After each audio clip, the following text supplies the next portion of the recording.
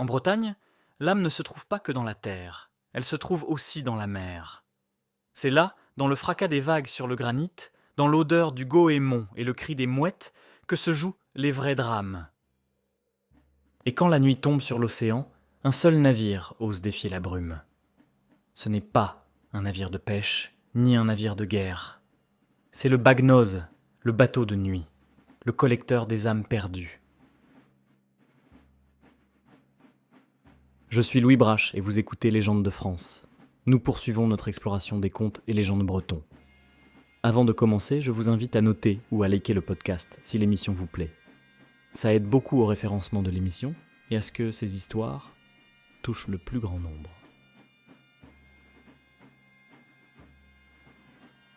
Mona et Loïc étaient jeunes et leur amour était aussi féroce que l'océan en hiver. Mais ils étaient de familles rivales, deux clans de la côte qui se haïssaient depuis des générations pour une histoire de pierres levées et de filets volés. Leur père leur avait interdit de se voir. Alors, ils décidèrent de fuir. Par une nuit sans lune, ils se retrouvèrent dans une crique cachée, près de l'Orient. Le vent était tombé, la mer était d'un calme plat, huileux. L'air était glacial et sentait l'iode et la marée basse. « La brume se lève, Loïc. C'est un mauvais présage, » déclara Mona, serrant son châle. « Non, ma belle, » répondit Loïc, poussant leur petite barque de pêche dans l'eau. « La brume est notre alliée.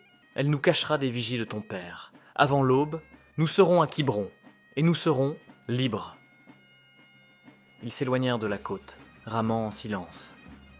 Bientôt, la falaise ne fut plus qu'une ombre, puis un souvenir. Ils étaient seuls au monde, au milieu d'un silence absolu, seulement troublé par le clapotis de leurs rames. C'est alors qu'ils l'entendirent. Ce n'était pas le vent, ce n'était pas une vague. C'était le son lent, lourd et régulier de grandes rames plongeant dans l'eau. « Loïc, arrête de ramer !» dit Mona, le sang glacé. Ils s'arrêtèrent. L'autre son continua, se rapprochant. De la brume épaisse, une masse sombre émergea. Ce n'était pas une barque de pêche. C'était un grand navire qui avançait sans vent, glissant sur l'eau sans laisser de sillage.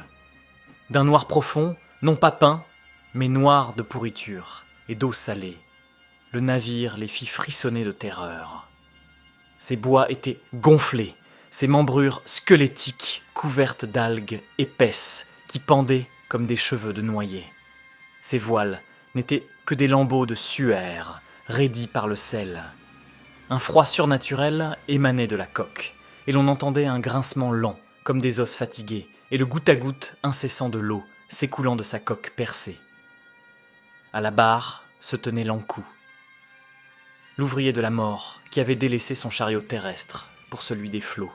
Rigide et immobile, il portait des haillons de pêcheur collés à ses os par l'humidité éternelle. Son visage était celui, passe-partout et gris, du dernier noyé de l'année. Mais ses yeux étaient deux trous blancs, vides, qui reflétèrent le néant des abysses. Ses mains, décharnées, étaient agrippées sur le bois du gouvernail. Et derrière lui, sur le pont, se tenait un équipage muet.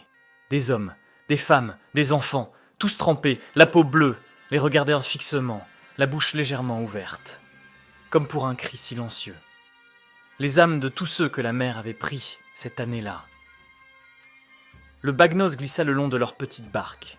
L'Ancou ne prononça pas un mot. Il ne fit pas un geste. Il se contenta de les fixer de ses yeux blancs.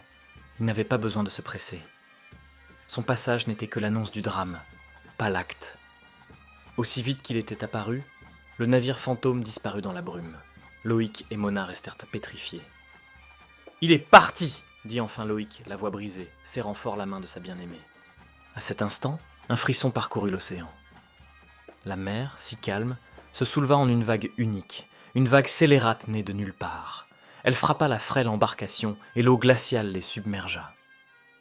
Mona et Loïc coulèrent en se tenant la main, leur rêve d'avenir noyé en un instant. Dans la brume, le Bagnose fit demi-tour. Lentement, le son des rames reprit. L'Ancou venait chercher son dû, et son équipage accueillit deux nouvelles âmes. Mona et Loïc rejoignirent la troupe silencieuse, main dans la main, le regard vide, le cœur froid. Si vous êtes en mer, près des côtes bretonnes, et que la brume tombe, tendez l'oreille. Si vous entendez le bruit lourd de rames alors qu'un vent contraire souffle, ne cherchez pas à voir. Priez pour que ce soit un simple écho. Car si vous apercevez la silhouette squelettique du Bagnose et que vous croisez le regard blanc de l'Ankou, sachez qu'il est trop tard. Il ne vient jamais par hasard. Il vient pour vous. Merci à tous d'avoir écouté cet épisode. N'oubliez pas de vous abonner pour plus de contenu de ce genre. N'oubliez pas également de noter le podcast sur Spotify et Apple Podcast. Les 5 étoiles aident énormément au référencement de l'émission et à répandre ses contes et légendes français. Et si vous voulez faire un geste de plus, vous pouvez partager cet épisode à un ami. À plus tard.